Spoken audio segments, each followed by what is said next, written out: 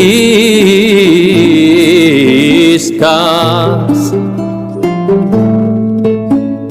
y las moriscas mujer. Assalamualaikum warahmatullahi wabarakatuh. Saya Yudi Pramuko, tukang donat dari Parung Hijau tertua di semesta.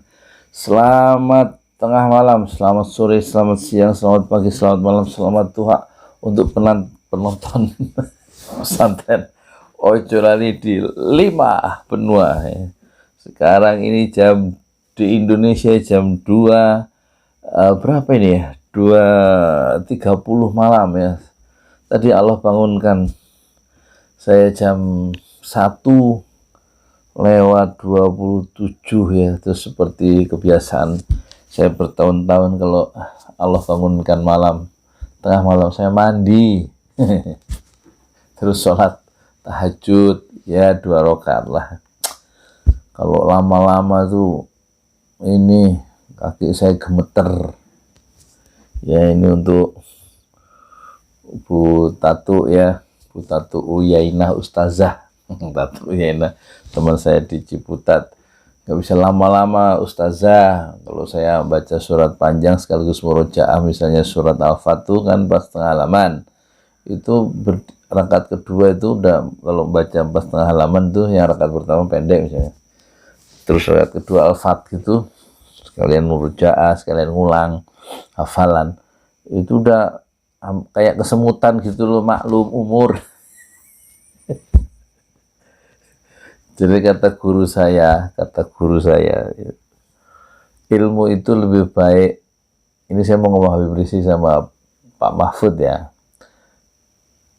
kata guru saya, ilmu itu lebih baik sedikit dikuasai, solid diamalkan ya, daripada ilmu itu banyak tapi tercerai-berai, mendingan sedikit solid ya gitu. Ya kalau cuma sedikit, saya bisa cuma sholat tahajud 2 rakaat terus kali ya, bertahun-tahun gitulah. Jadi ini solid sedikit daripada banyak tercerai-berai, ya ditafsirkan sendiri ya. Itu yang pertama. Terus kedua, saya ingat ini ketua majelis ulama di Parung nih, almarhum kawan saya dulu, wafat dalam usia 63 tahun ya. 63, Kiai Mat Ilyas almarhum. Saya selama, jadi waktu tahun 2011 saya dirikan pesantren Ojo Lali itu salah satunya termotivasi oleh Kiai Mat Ilyas Parung, itu ketua majelis ulama Parung ya. Itu punya adik namanya Dr. Mukri Aji, Dr. Kiai Haji Mukri Aji. Mat Ilyas itu adik kandungnya.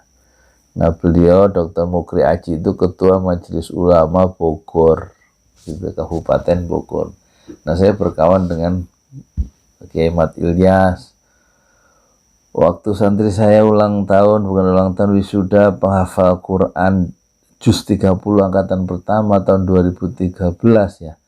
Saya undang tuh beliau Pak Kiai Mat Ilyas ke musola di sini Mamba Undur di Labuan Pula untuk menyaksikan untuk wisuda anak-anak SD yang udah hafal Juz 30, santri pesantren Ojo Lali angkatan pertama. Datang tuh, Masya Allah, datang.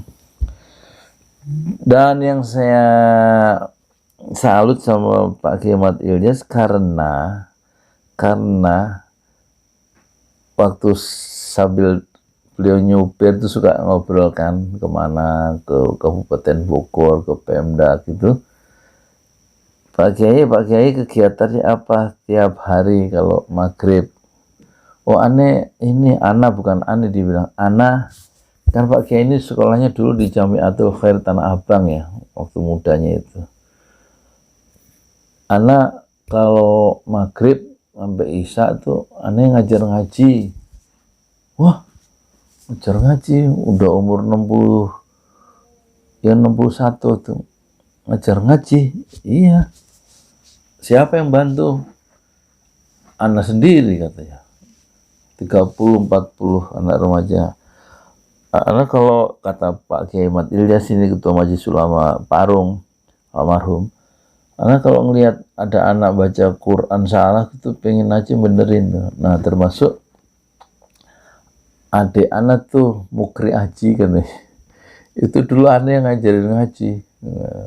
Udah berapa ribu Pak Kiai ini ngajarin ngaji orang-orang dari muda. Dia ngajar ngaji dari lulus dari Jamiatul Khair tuh, berarti dari lulus aliyah ya, sekolahnya apa sih aliyah ya, sebelum kuliah dia udah ngajarin ngaji anak-anak itu. Wah udah ribuan katanya, termasuk Mukri Aji itu yang sekarang ketua Majelis Ulama Bogor itu ada yang ngajarin ngaji. Hebat. Nah itu cerita Kiai apa, jadi ngajar ngaji terus. Mungkin itu maksudnya ini ya, ilmunya itu sedikit solid ya, daripada banyak tercerai-berai gak diamalkan ya. Jadi sampai wafatnya itu ngajar ngaji tiap maghrib. Nah itulah yang mendorong saya pengen jadi guru ngaji dan bikin pesantren Ojo Lali. Itu ceritanya. Dan saya tiap maghrib saya ngajarin ngaji 10-12 anak remaja tiap maghrib.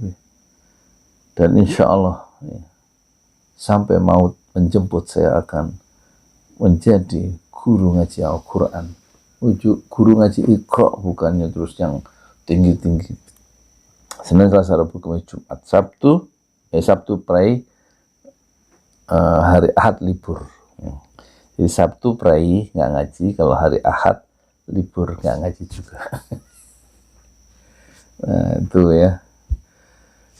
Terus waktu kemarin pulang kampung juga ada saudara bilang ya, dia kagum sama bapaknya almarhum saudara saya ini. Saudara saya yang cerita sudah umur 82, dia kagum sama bapaknya almarhum dulu yang dia nggak bisa ikuti karena sampai usia 83 ayah kandungnya itu masih ngajar ngaji buat masyarakat pakai papan tulis ya. Masya Allah 83. Jadi kita ingat ya, saya ingat teman saya dulu, siapa ya, orang Gontor juga ya, dari Gontor, menceritakan tentang Kiai Imam Zarkashi ya, pendiri Gontor almarhum. Imam Zarkashi pernah bilang, jadilah orang besar ya, jadilah orang mulia dalam hidup ini. Orang besar itu, kata Imam Zarkashi, bukanlah orang yang bukan orang yang turun naik mobil mewah. Orang besar itu bukan orang yang memiliki banyak perusahaan, tapi orang besar itu ialah orang yang tinggal menetap di sebuah kampung dan dia mengajarkan Al-Quran kepada orang-orang di sekitarnya.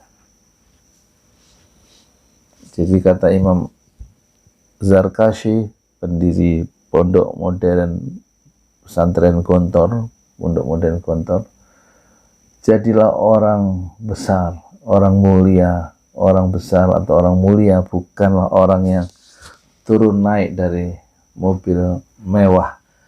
Orang besar dan orang mulia bukanlah orang yang memiliki banyak perusahaan, tapi orang besar, orang mulia ialah seseorang yang tinggal menetap di sebuah kampung dan dia membuka Quran, mengajarkan Al-Quran dengan cara sederhana kepada orang-orang di kampung itu. Itulah orang besar. Ya, sudah 9 menit. Mau ngomongin Habib Rizik. Oh iya, Habib Rizik ini kan orang besar ya. Dia mengajarkan Al-Quran ya. Dia orang beriman tapi dikerangkeng ya oleh pemerintah Republik Indonesia. Alangkah zalimnya itu ya. Hanya karena pasal kerumunan. Tapi kerumunan, ribuan kerumunan di masa sekarang itu ribuan hasutan kira-kira kalau pasal penghasutan. tidak ditindak ya oleh aparat yang sama. Jadi kita sayangkan ya orang yang ahli Quran seperti Habib Rizik, karena dia seorang dokter dan dia juga lulusan sebuah universitas di Arab Saudi, berarti dia ahli Quran, ngerti Quran, pandai bahasa Arab ya. Dan keturunan dari Rasulullah Shallallahu Alaihi Wasallam itu bisa diperlakukan oleh pemerintah dengan cara yang hina ya. Alangkah jahatnya orang-orang yang memperlakukan seorang ulama, seorang ahli Quran dengan cara yang tidak semestinya.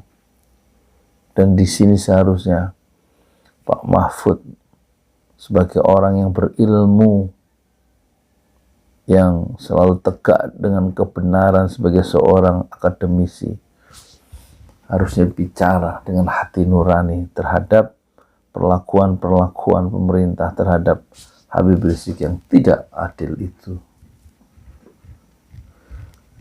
Tapi entah kenapa ya, Mahfud MD itu tidak memberikan pernyataan yang mengutuk terhadap perlakuan aparat yang membunuh 6 pemuda beriman di kilometer 50.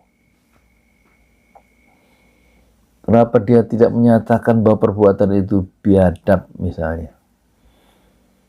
Waktu rumah Pak Mahfud dikepung oleh orang-orang Madura di Pamekasan dan dia diwawancarai, rumah ibunya maksudnya, dikepung oleh orang-orang Madura di kampungnya Pak Mahfud, mengepung rumah ibundanya Pak Mahfud karena orang-orang Madura tidak rela jika Habib Rizik itu diperkarakan di Jakarta, dipanggil polisi. Apa jawaban Pak Mahfud ketika diwawancari oleh Rossi Silalahi dalam acara TV itu? Orang yang mengepung itu, kata Pak Mahfud, yang mengepung rumah ibunya itu adalah tindakan biadab. Hanya mengepung dan tidak melukai ibunya Pak Mahfud. Tindakan mengepung itu adalah tindakan biadab. Ucapan biadab itu keluar dari celah bibir Pak Mahfud MD. Tetapi ketika 6 orang itu mati disiksa, 6 orang beriman, anak muda beriman itu mati, gugur syahid setelah disiksa dan ditembak dari jarak dekat, Menteri Menko Polhukam Pak Mahfud MD tidak mengutuk perbuatan biadab itu. Di mana Al-Quran yang dikuasai oleh Pak Mahfud menjadi alat ukur untuk menilai perbuatan zalim atau adil? Bukankah Al-Quran, nilai-nilai Al-Quran yang bertahun-tahun dipelajari sejak di madrasah oleh Pak Mahfud MD, hendaknya itu menjadi alat ukur, menjadi panduan cara berpikir di dalam melihat persoalan-persoalan kehidupan dunia kita dan kebangsaan kita. Tetapi itu tidak dipakai. Bahasa yang keluar dari Pak Mahfud selalu bahasa kekuasaan dan selalu memblame orang lain. Tapi ketika umat Islam yang menjadi korban, dia tidak melakukan satu pernyataan apa-apa yang mengecam untuk perbuatan yang tidak adil. Inilah yang kita persoalkan dari Pak Mahfud ya. Apalagi ketika bicara dengan Habib Rizik, tentang Habib Rizik, Pak Mahfud seolah-olah begitu memiliki satu semacam apa ya, timbangan yang tidak begitu adil ya. Habib Rizik berkata di dalam kaos ini, berjuang itu penuh fitnah, kukuhkan hati agar tidak mudah patah, agar tetap istiqomah fi sabilillah. Ini silakan Anda boleh miliki.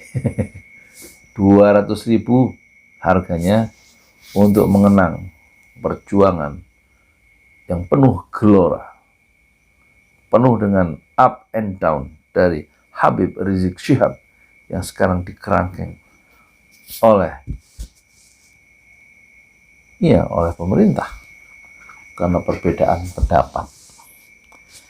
Silakan ini dimiliki untuk membangun masjid 75.000 dari setiap pembelian 200.000 untuk membangun masjid syuhada di bawah naungan Yayasan Pesantren Ojolali Indonesia, dan yang 75.000 adalah ongkos produksi dan fee marketing dari tim kami, dan 50.000 dari setiap 200.000 adalah ongkos kirim untuk sampai kaos ini ke rumah Bapak, Ibu, adik, kakak, dan sekalian ya, khususnya di seluruh Indonesia.